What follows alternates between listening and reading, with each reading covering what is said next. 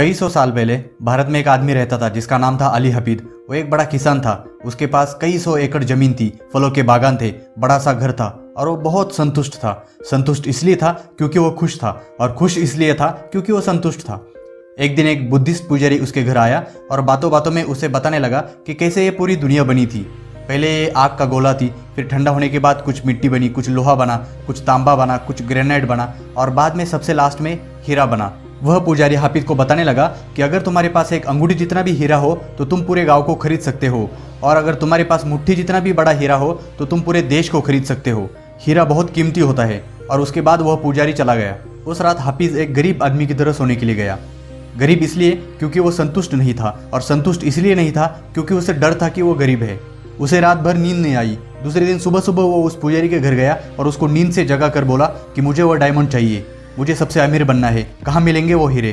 उस पर उस पुजारी ने बोला कि एग्जैक्टली मुझे नहीं मालूम कि हीरे कहाँ मिलेंगे, लेकिन तुम्हें दूर जाना पड़ेगा और ऐसी जगह हीरो को ढूंढना पड़ेगा जहाँ दोनों पहाड़ों के बीच सफेद रेत पे एक नदी बहती हो, और वही उस सफेद रेत पे बहने वाली नदी के किनारे तुम खोदो तो तुम्हें हीरे मिल जाएंगे। यह सुनकर हाफिज ने ठान लिया कि वह हीरे की खोज में जाएगा और पूरा मकान, पूरे खेत, पूरा गार्डन सब कुछ बेच के पैसे लेकर अपनी फैमिली को पड़ोस के पास छोड़कर वो हीरे की खोज में निकल पड़ा। वह बहुत दूर गया लेकिन उसे वहाँ हीरे नहीं मिले। इसके बाद वो यूरोप में गया, अमेरिका में गया और लास्ट में अफ्रीका में भी तलाशा, लेकिन वहाँ उसको हीरे नहीं मिले। तब तक 15 साल से ज़्यादा का वक्त बीत चुका था और वो बूढ़ा हो गया था। उसके पास का सब पैसा खत्म हो गया था। वो बहुत हताश और निराश हो गया था और वो फिर स्पेन के बार्सिलोना के समुद्र किनारे खड़ा हो गया और समुद्र में अंदर चला गया और कभी वापस नहीं आया।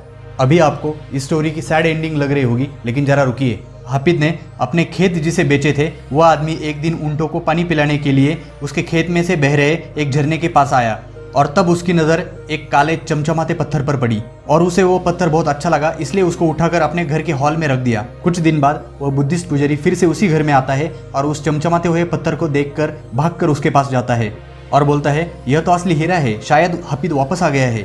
इतने में उस घर का नया मालिक उसको बोलता है कि नहीं, हाफिज वापस नहीं आया है और यह तो एक पत्थर है जो उस दिन ऊंट को पानी पिलाते समय खेत में मिला था। इसके बाद वो पुजारी बोलता है, मुझे पत्थर और हीरे में क्या अंतर होता है ये अच्छे से पता है और ये एक असली हीरा है। इसके बाद दोनों भाग के अपने खेत में जाते हैं जहाँ सफेद रेत पर एक झरने जैसी छोटी सी नदी बहती है, और वहाँ अलग अलग जगह थोड़ी सी खुदाई करके देखते हैं तो उन्हें सबसे बड़े बड़े और कई कीमती हीरे मिलते हैं। इनफैक्ट खेत में चारों तरफ कई एकड़ में हीरे मिलते हैं, एकर्स ऑफ डायमंड। और ऐसे ही दुनिया की सबसे बड़ी और सबसे कीमती हीरो की खान गोलकोंडा की खोज होती है और 75% दुनिया के हीरे इसी खदान से मिले थे जो आज के आंध्र प्रदेश के गोलकोंडा में है। और यही से ही दुनिया की सबसे कीमती हीरे, जिसमें दरियाई नूर, होप डायमंड, जैकब डायमंड और कोहिनूर भी शामिल है, वह मिला था। नमस्कार, मैं राम राउत और आज की इस वीडियो में रसल कॉर्नवॉल की बुक एकर्स ऑफ डायमंड की समरी आज हम देख रहे हैं। ये बुक एक इंस्पिरेशनल स्टोरी पे आधारित है जो अभी अभी मैंने शेयर की। हमारा मिशन है ऐसी बातें जो काम की है, जो आपको सक्सेसफुल बना सकती है, ऐसी बातें आप तक पहुंचाना। तो अभी तक अगर आपने इस चैनल को सब्सक्राइब नहीं किया होगा तो प्लीज इस चैनल को सब्सक्राइब कीजिए और उस बेल के नोटिफिकेशन को भी दबाइए। अली हफीज के इस सैड स्टोरी से हमें 4 लेसन मिलते हैं, जिसमें से लेसन नंबर 1 है start where you are. Ali Hafeez अगर हीरे खोजने के लिए दूसरी जगह जाने की बजाय उसके पास जो भी खेत है, उसके पास जो भी संसाधन है, उसमें वो खोजता तो शायद वो दुनिया का सबसे अमीर आदमी बन जाता। उन हीरो को बेच के उसके पास इतने ज्यादा पैसे आ जाते कि वो जिंदगी भर आराम से जी सकता था। कहीं ना कहीं बचपन से हम लोग भी सोचते हैं, हमको भी ऐसा बताया गया है कि अगर पैसा कमाना है, अगर जिंदगी में बड़ा बनना है तो हमें दूर किसी शहर में या दूसरी जगह जाना पड़ेगा।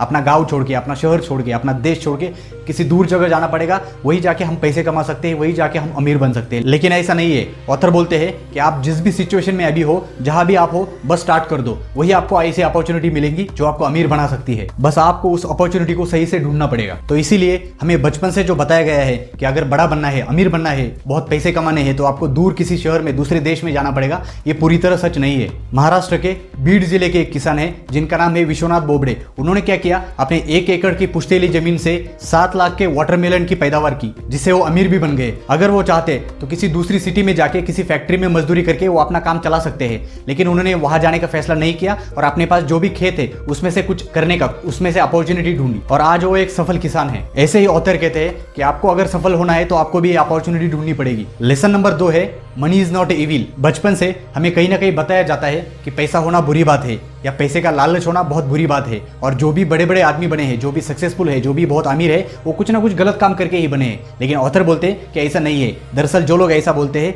वही लोग कम पैसे में गुजारा करते हैं और थोड़े पैसे पाने के लिए बहुत ज़्यादा मेहनत करते हैं। और पैसा ना होने की वजह से शिकायत भी वही लोग करते हैं। इसीलिए अमीर होना, ज्यादा पैसा कमाना अच्छी बात है, क्योंकि ज्यादा पैसे से आप दूसरों की मदद कर सकते हैं, अच्छा खाना खा सकते हैं, बड़े बड़े रोगों का इलाज कर सकते हैं और एक अच्छी जिंदगी भी जी सकते हैं। इसीलिए ऑथर कहते हैं पैसा होना बुरी बात नहीं है, पैसे का गलत इस्तेमाल करना बुरी बात है। जो बुरा आदमी है उसके पास पैसा नहीं भी रहेगा तो भी वो बुरा ही रहेगा, और उसके पास पैसा आएगा तो भी वो बुरा ही होगा। और इसीलिए ऑथर कहते हैं कि इस पैसे के बारे में, ज्यादा पैसा कमाने के बारे में, अमीर बनने के बारे में जो भी गलत धारणा हमारे दिमाग में है उसे निकालना होगा और ज्यादा से ज्यादा पैसा कमाने के लिए सोचना होगा। लेसन नंबर 3 है ट्रू सर्विस। जॉन जैकब नाम का एक आदमी था, उसने हाल ही में एक स्टोर खरीदा था। उसका जो पहला मालिक था वो स्टोर से इतना भी प्रॉफिट नहीं कमा पा रहा था कि उसका रेंट दे सके। उस स्टोर को खरीदने के बाद सबसे पहले उन्होंने वहां सामने एक पार्क में जाकर बहुत सारे औरतों का ऑब्जर्वेशन किया कि वो कैसे कपड़े पहनती है, उसके पैटर्न्स कैसे है वो नोटिस किए, और फिर सबसे ज्यादा पसंद की जाने वाली हैट उसने उस दुकान में बेचने के लिए रखी। और सिर्फ यह एक ही चीज करने के बाद उसका दुकान बहुत तेजी से चल पड़ा और फिर उन्हें बहुत ज्यादा पैसे मिलने लगे। और ऐसे ही फिर जॉन ने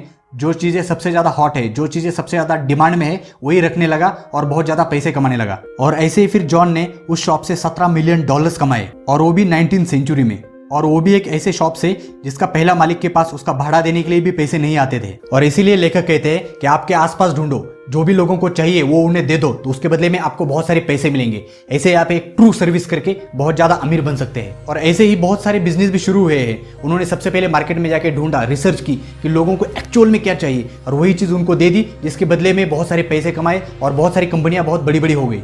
इसलिए आपको भी वही करना है, जो भी चीजें लोगों को चाहिए, आपके आसपास के लोगों को जो जो चीजें चाहिए वही डिमांड वाली चीजें को आपको उनको सप्लाई करना है। उसके बदले में आप बहुत ज्यादा अमीर बन सकते हैं। और lesson number 4, start with whom you are. इस लेसन में ऑथर कहते हैं कि आपको बहुत सक्सेसफुल, बहुत अमीर बनने के लिए जो भी रिश्तेदार है, जो भी आपकी फैमिली है, उनको छोड़ के दूर किसी जगह पे जाने की जरूरत नहीं है। आप उनके साथ ही रह के सक्सेसफुल बन सकते हो, बहुत ज्यादा पैसे कमा सकते हो। कि आपकी फैमिली, आपके माँ बाप, आपके भाई बहन, आपके फ्रेंड्स, ये भी एक डायमंड से कम नहीं है, ये भी एक हीरे है। और बहुत अमीर बनने के लिए कहीं दूसरी जगह पे जाने से अच्छा है आप यही रह के, इनके साथ रह के ही बहुत ज्यादा अमीर बन सकते हैं। इसीलिए ऑथर कहते हैं कि इनके साथ रह के आप अपना एकर्स ऑफ डायमंड ढूंढ सकते हैं। और यही वो कुछ बातें थी जो रसल कॉर्नवेल की book the acres of diamond से मैंने आपके साथ शेयर की। अगर आपको इस वीडियो में से कुछ काम की बातें लगी हो तो प्लीज इस वीडियो को लाइक करना और शेयर करना अपने फ्रेंड्स एंड फैमिली के साथ, और कमेंट करके जरूर बताना कि आपको ये वीडियो कैसी लगी। तब तक के लिए आपका प्यार और समय देने के लिए बहुत बहुत धन्यवाद।